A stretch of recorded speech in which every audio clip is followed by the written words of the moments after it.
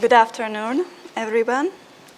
My PhD is about advanced strategies in improving outcomes during mechanical ventilation. My name is Csenge Szigetváry. I'm working at the Department of Anesthesiology and Intensive Therapy.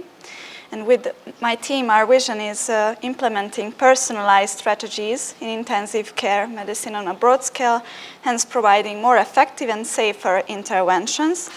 And our mission, in order to get there, is disseminating scientific-based medicine in anesthesiology and intensive therapy. I'm going to show you 3 projects we've been working on. The first already has its title, Individualized Positive End-expiratory Pressure Settings Reduce the Incidence of Postoperative Pulmonary Complications. This is going to be a systematic review and meta-analysis. And I'm currently done with the results, and I've started to write the article. And here you can see our target journal, Anesthesiology. About the background. During spontaneous breathing, our diaphragm follow a special pattern of moving, and it's mostly posterior fibers that move the most. But what happens during anesthesia? 2 important things. Thanks to the anesthetics and to the muscle relaxant, it will lose the tone, and the abdominal organs and, for example, pneumoperitoneum will push back towards the thorax, the diaphragm. And from the other side, when we use a positive pressure during ventilation, it will kind of move paradoxically because the back part, which usually moves more, it won't move as much as the ventral part.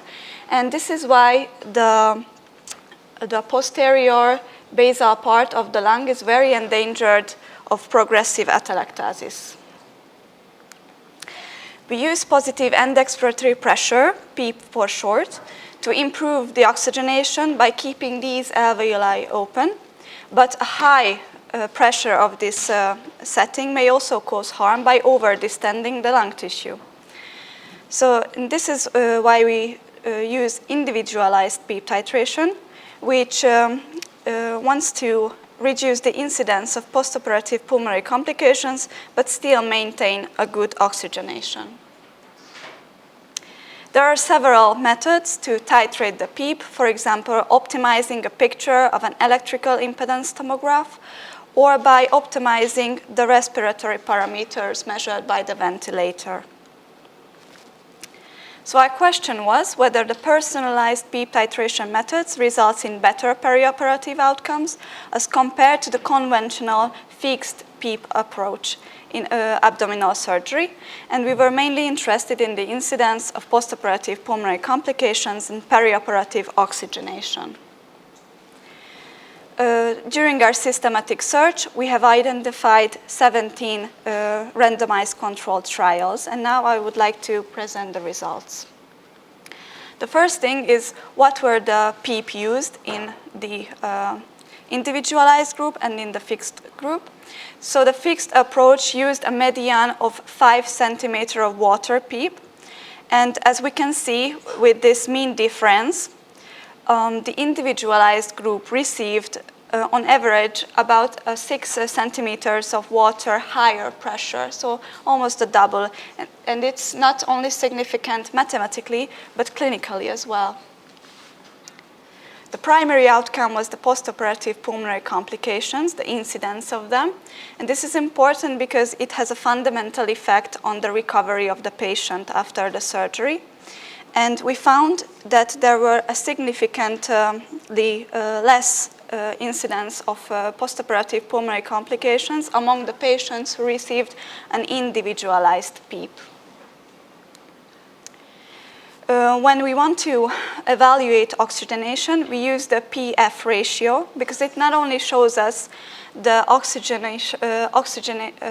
the partial arterial oxygen in the blood, but also that how much amount of oxygen supplementation a patient needs to receive that value.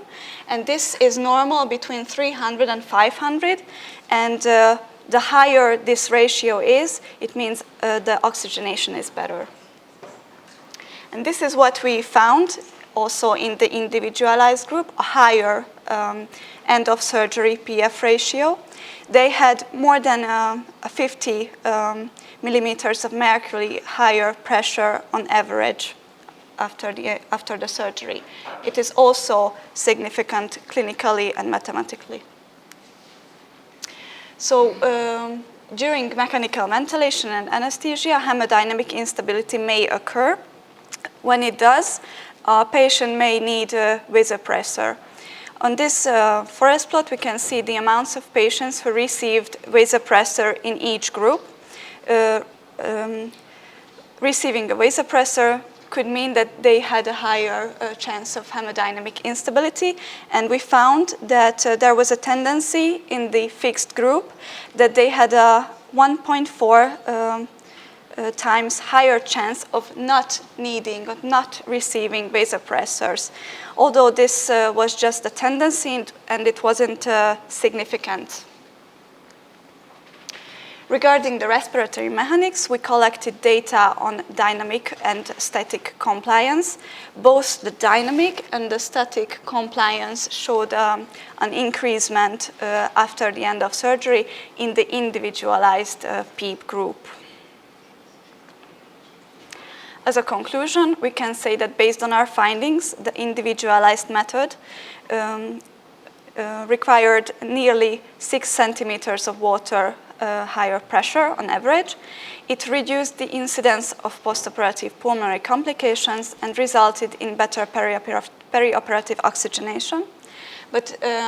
And also it may lead to better lung mechanics, as there was an improvement in the lung compliance. But we have to consider development of a hemodynamic instability in those patients who receive an individualized PEEP. The strength of our meta-analysis is that it only included randomized controlled trials, and to our knowledge, this is the first meta on this topic that examined patients undergoing abdominal surgery.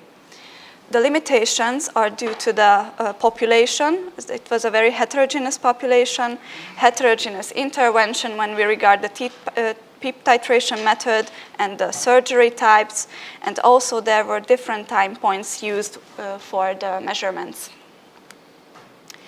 The implication for this practice is to improve the oxygenation and reduce the postoperative pulmonary complications and improve the outcomes of these patients undergoing the surgery. And the implication for research is further randomized controlled trials, but they should be conducted in a more homogeneous population and a more homogeneous type of surgery. And we would need a consensus which kind of PEEP titration technique we should use and how we should titrate the PEEP and where should be the appropriate time to measure the outcomes.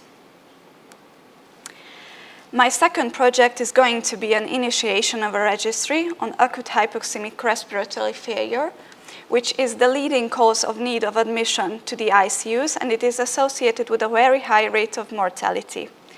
But currently we don't have neither registries in critical care nor on this topic in Eastern Europe, and this is why it would be really important to collect high quality data on standards of care and on outcomes.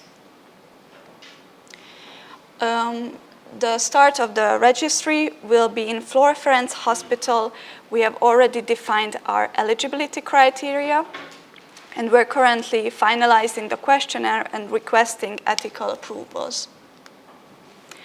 My third project is also going to be a systematic review on hemoadsorption as adjuvant therapy in acute respiratory distress syndrome, ARDS. ARDS is usually a secondary result of a dysregulated inflammatory host response, and this is why immunomodulation by removing cytokines could help in lung recovery in these patients. Our question is whether adjuvant hemoadsorption therapy in refractory hypoxemic respiratory failure can hasten improvement lung recovery, and we are going to examine the before and after values of oxygenation parameters of these patients receiving this therapy. And another primary outcome we are interested in is the 28-day ventilator-free days. This topic has a very important research implication at the moment, as it wants to summarize the current data of this treatment in ARDS patients in order to make the clinicians in decision-making in everyday practice and to conduct further research. We have conducted a systematic search already, and we found 25 eligible articles for this systematic review, and we're currently doing the data extraction. So these were the 3 topics I've been working on since September, and I would really like to thank your attention.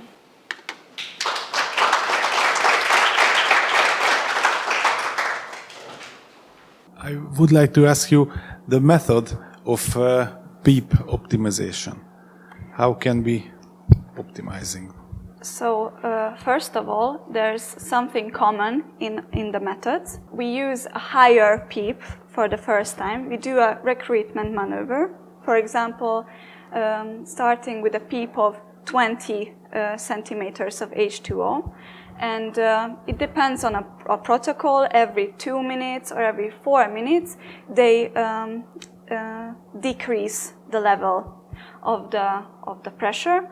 And meanwhile, they are watching either the picture of what an electrical impedance tomograph shows about the ventilated areas of the lung, or the parameters that the respirator measures at that time point. And when they reach the target picture, for example, of the tomograph, or the lowest driving pressure, the best compliance, they check what PEEP we are standing on, and they say, okay, for this patient, we will use this PEEP for the rest of the surgery. Thank you very much. Yeah, thank you.